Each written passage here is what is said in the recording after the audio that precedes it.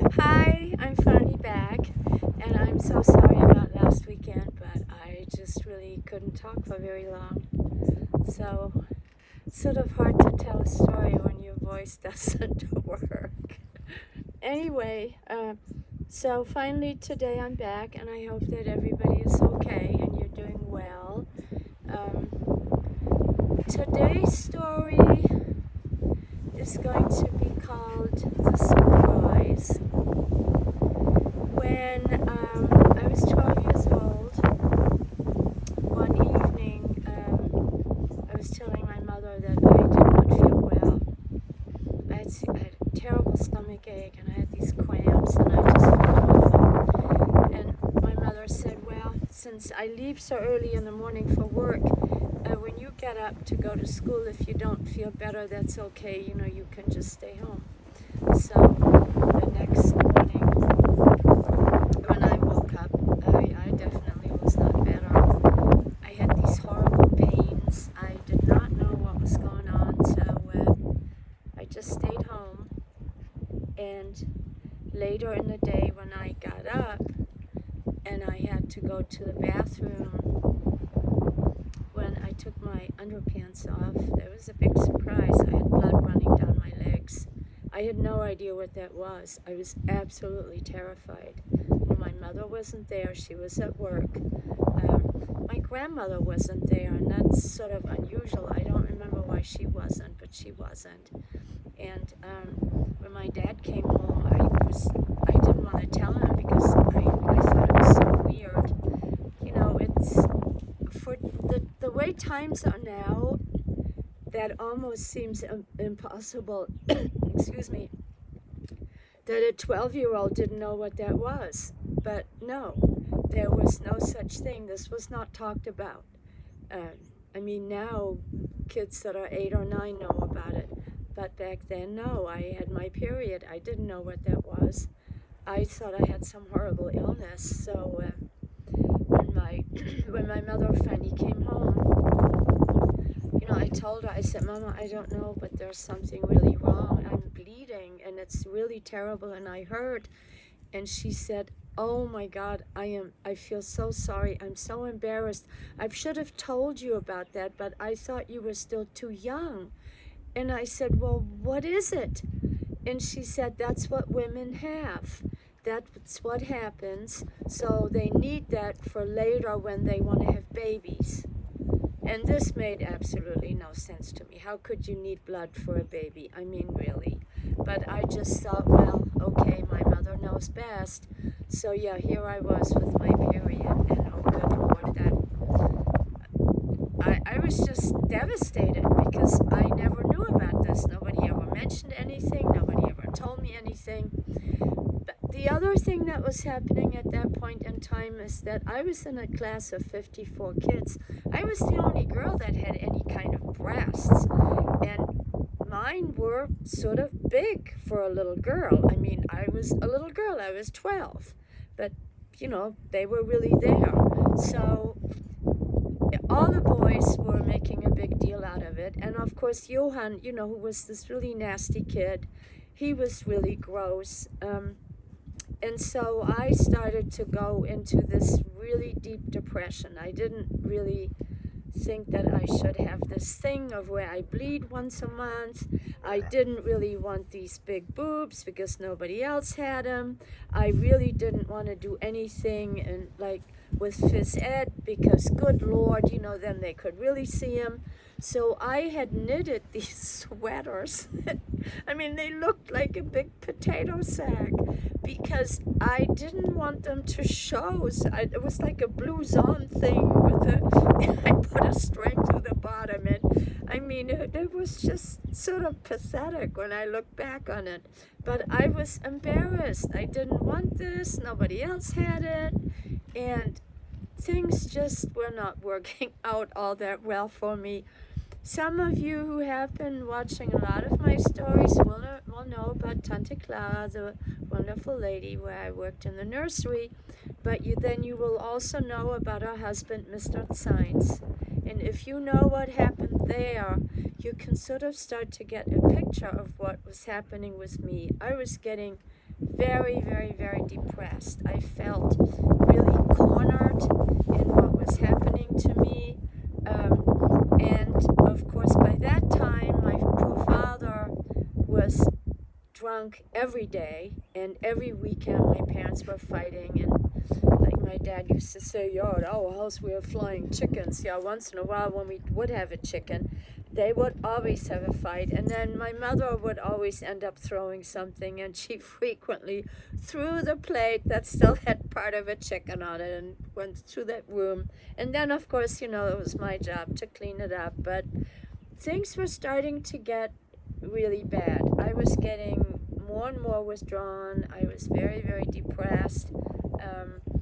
I also had decided by that time that I wanted to become an artist. So by the time that I was 13, I was painting a lot. I was still, of course, working at the nursery. And then by the time I was 14, I had gotten to know some artists, and I was starting to go out to Worpswede. And my father made it very clear to me that under no circumstance was I going to be allowed to be an artist. That was totally out of the question. I mean, being an artist, that was like one step away from being a prostitute. This was just not acceptable. And I just kept thinking, but that's really what I want to do. Well, I was painting. I had a lot of watercolors. I did a lot of stuff with chalk. I had bought some oil paints, and my mother let me put all my artwork. Initially we had the tiny little house, but then a hallway was added with grandma's room and then our so-called washroom. And it was a long, narrow hallway, and my mother allowed me to put all my artwork up on the walls, and I really thought that was great. So when I came home one day, my father was there with one of his friends, and they were both extremely drunk. They were in the garden, and when I walked in, at first it was such a shock. It didn't really register. But all my artwork was gone. There were just the nails still on the walls. And I went outside and I said, "Papa, what happened to all my drawings and my paintings?" And this friend of his said, "Well, that's all trash. That's all junk. You can look at it." Excuse me. "It's in your cesspool." I was totally devastated. I mean, I walked out of the garden, and I walked up to Tante Clara, and I just burst into tears. And she said, "My God, what is wrong?" And I said, "They took all my artwork and they threw it away." And she said, "Why don't you just come to live with us?" And I said, "Oh, I don't think my mother would let me do that." I did actually stay at her house that night. She went to my mother's, to talk to my mom later that evening and told her what happened. But things were just getting really, really bad.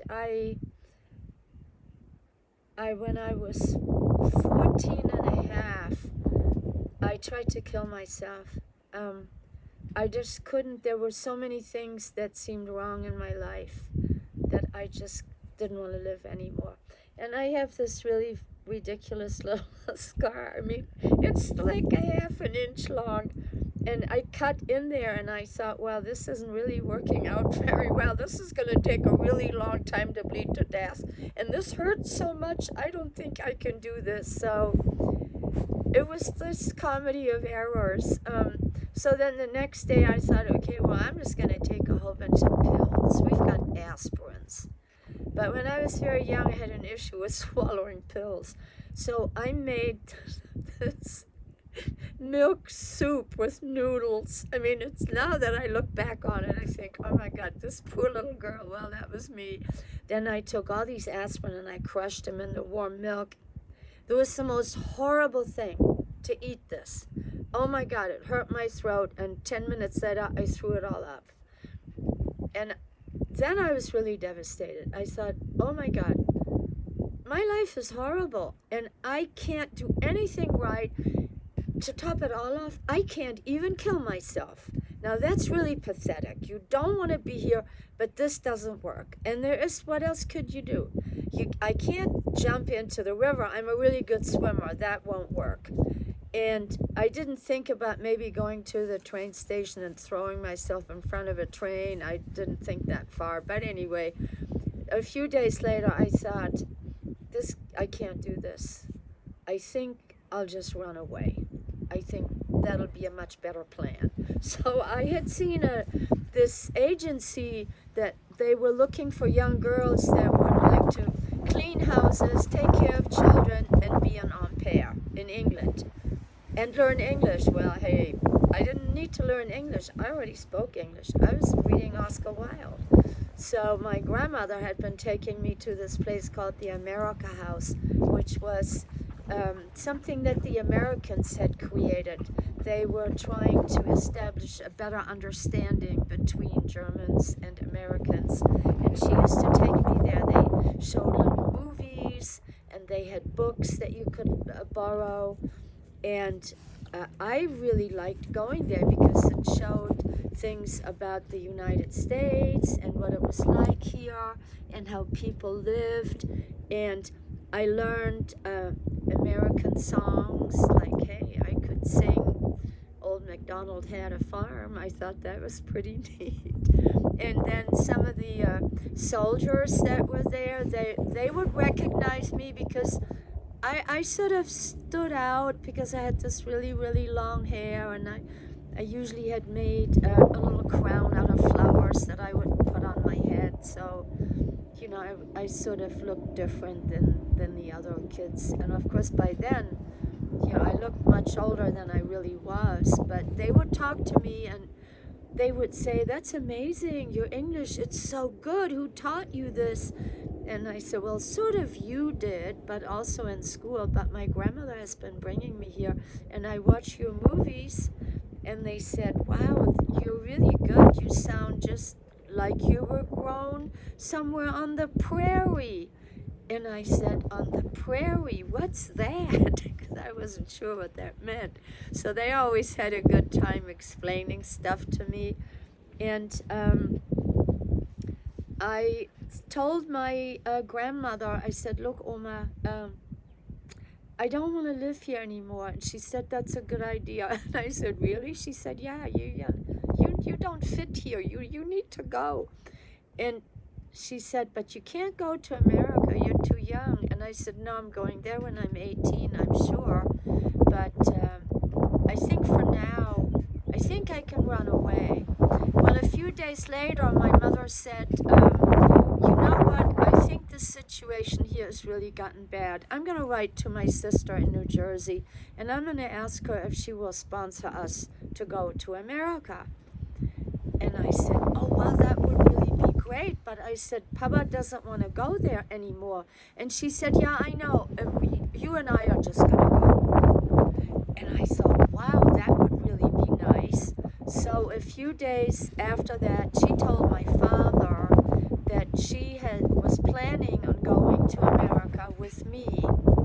And my dad said, "Well, good luck with that." And she said, "What do you mean by that?" And he said, "Well, if you think your sister is going to sponsor you and little Aranka, I've got news for you. She is not. There's no way she's going to do that." And my mother said, "I think she will. No, she will." Well, guess what? My dad was right. No, she would not.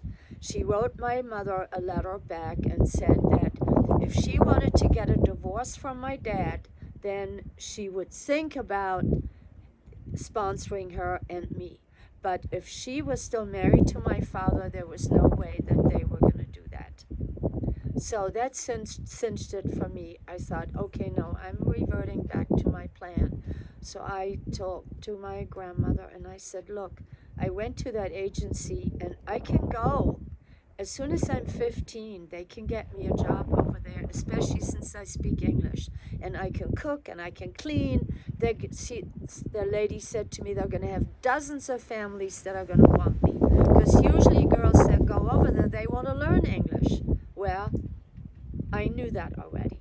But I said, they told me that I needed a signature of a parent. And I said, you know, my mother is not going to do that, because then she's going to tell Dad. And once he knows that, and she said, no, no, no, you can't. Don't tell him, because you know your father is not going to let you go. She said, you are going to have to just run away. She said, remember when you were smaller and you used to say, maybe one day I'll just run away with the circus? She said, think of it that way. You're just going to run away. But I will go to this agency and I will sign for you. And so that's what we did.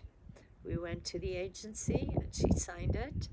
And one day after my 15th birthday, first, I should back up for a minute. You know, I still had that beautiful red fox, Oscar. And that's one of my stories. If you've watched a lot of them, you would have seen that.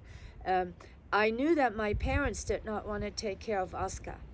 And so I convinced them that I had had Oscar long enough, and that I thought that we should take him to, there was this sort of this animal reserve that I had found out.